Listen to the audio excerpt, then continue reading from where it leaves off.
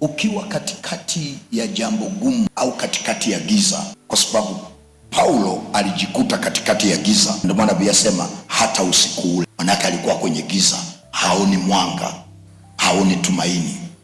Kitu Mungu alichomsemesha, alimwambia uwe na moyo mkuu.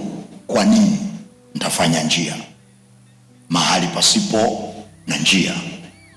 Kwa inawezekana na wewe uko katikati ya giza, umefika mahali huoni njia, huoni mwanga. Nataka nikuambie, akili zako zinapochoka na zinapofika mwisho, ndio Mungu huwa anaanzia kufanya njia kwa ajili yako. Na ndio maana ukiwa katikati ya giza, jisemeshe tu tumaini ulilonalo kwa Bwana, ya kwamba mimi najua kwamba Bwana atafanya njia.